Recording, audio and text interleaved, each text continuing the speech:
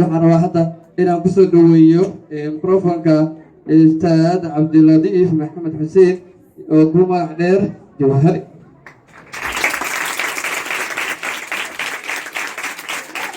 الحمد لله وبه نستعين على امور الدنيا والدين وصلى الله وسلم على سيدنا محمد واله وصحبه وسلم. اما بعد دمان معلمينتا ardayda tartamayaasha waxaan idinku salaamayaa salaanta islaamka. Assalaamu calaykum waraxmatullaahi tacaala wabarakaatuh. waxaan rabaa inaan la dardaarmo ardayda qaybta haanta.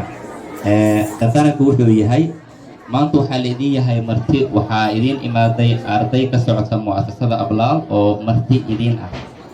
markay marti ku timaadeen waad la socotaan marti qiimaha ay leedahay iyo waxyaabaha ay naga mudan tahay inaan u sameyno. markii Soomaali waxay caan ku tahay markii marti u timaado soo dhaweynta in ay si fiican u soo dhaweyso.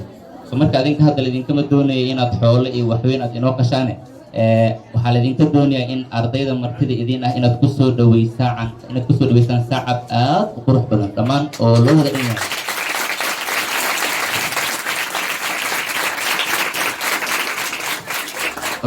ما شاء الله waxaan kaloo mahad celinaa dhammaan macallimiinta igala qayb qaadanaysa tartankan.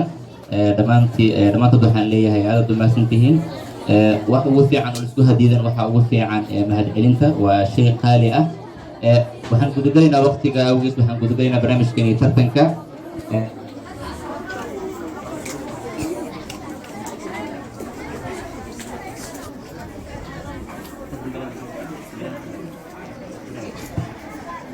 waxaan furinaa tartankeena ayaan bilaabeynaa.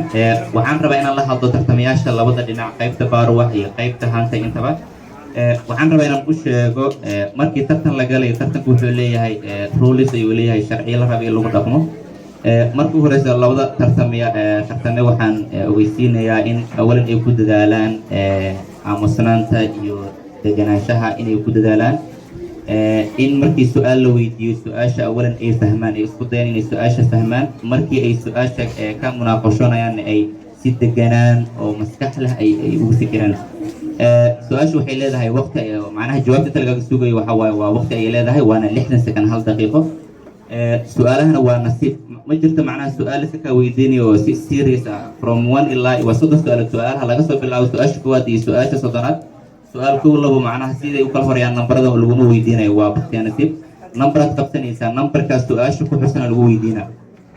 tartankan waad la socotaan, maanta nooguma horeyso tartan noocan oo kale horaan usoo galnay. waxaan rajaynayaa insha allah in aad si fiican aad tartanka ugu qayb qaadan doontaan. waxaan qabanaynaa markay waqtiga nasiibkii gruubkii su'aasha lagu bilaabi lahay, waxaan qabanaynaa waqtiga nasiib gruubkii xarafka ee qabsada asiga ayaa bilaabi doona insha allah. so laba qof ha soo kala dirsadaan labada gruub insha allah. labadan warqad ha la kala qabsado.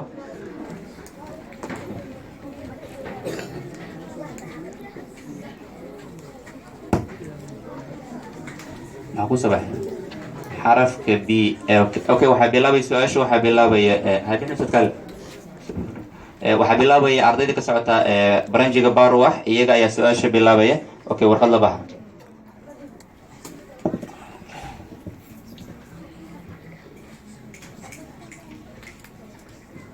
waxay qabsadeen nambarka 7. nambarka 7 waxaa ku xusan su'aal ah why Carlos Linnaeus used Latin language. saynisaanka loo yaqaano Carlos Linnaeus muxuu isticmaalay luqadda Latin markii noolaha uu kala saarayay? luqadda Latin muxuu isticmaalay? aan ku celiyo mar labaad, why Carlos Linnaeus used Latin language. jawaabta waa xagiin.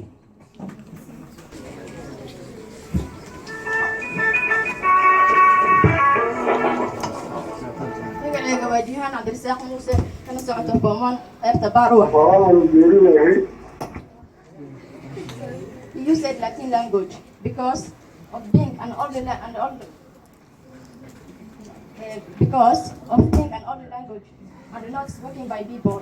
It has been protected from any change or modification. su-aasha la weydiiyey ardayda ka socota qaybta Baaruwax oo nasiib ahaan ku soo aaday su-aasha 7, jawaabta ay ka bixiyeen waa mid sax ah. ardayda qaybta haanta ardayda qaybta haanta soo dirsada arday warqadda baktiga nasiibka idin qaado. بنيشة كفافنايو لاجي أو بختي قصاصتو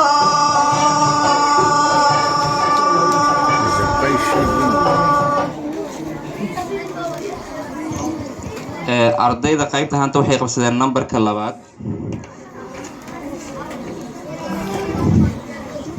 numberka labaad waxaa ku xusan su'aal ah who proposed the 5 kingdom classification and listed them. yaa hindisay shanta boqortooyo kala saaridooda. shanta boqortooyo saynisyahanka hindisay magaciisa laga doonayaa. and list them waadna taxaysaa. shanta boqortooyona waa taxaysaa. jawaabta waa xageen. برتعان برتعان برتعان برتعان برتعان برواقك هرمي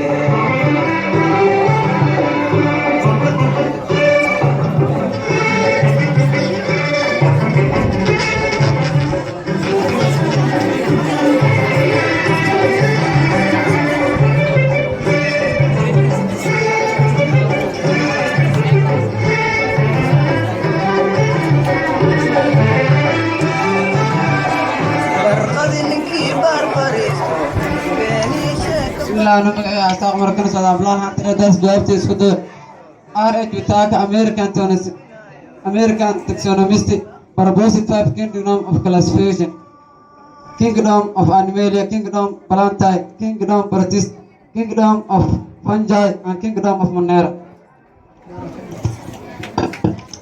su-aasha la weydiiyey ardayda ka socota qaybta haanta oo nasiib ahaan ay u heleen su-aasha labaad jawaabta ay ka bixiyeen waa mid sax ah. ardayda qaybta baar wax soo dirsada arday warqadda baktiga nasiibka idin qaada. برتعان برتعان برتعان برتعان نبذه وداغو أكوارو. ardayda qaybta baar wax waxay qabsadeen numberka 13aad. numberka 13aad waxaa ku xusan su'aal ah what happens when a plant cell is placed in a hypertonic solution? maxaa dhaca markii unuga dhirta ay leedahay la dhigo melan hypertonic solution? what happens when a plant cell is placed in a hypertonic solution? hypertonic solution. jawaabta waa xagee.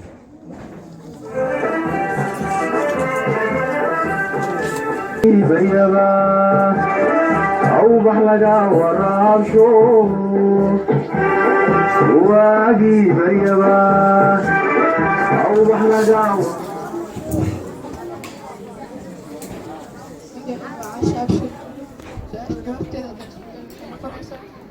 When a plant cell is placed in a hypertonic solution, water molecule will move out of the cell into the solution by osmosis. The cell will, as the water moves out of the cell starts to shrink, becomes less rigid and creepy, and is said to be flaccid. If the cell continues to lose more water, its contents reduce the cells, and the plasma membrane pulls away from the cell wall towards the center. The process by which plant cells lose water, shrink, become flaccid is called plasmolysis. su-aasha la weydiiyey ardayda ka socota qaybta baaruwax oo nasiib ahaan ay u heleen su-aasha 13aad jawaabta ay ka bixiyeen waa mid sax ah. ardayda qaybta haanta hal u soo dirsada oo warqadda idin qaada. واقي بريبا أو بحلقا ورابشو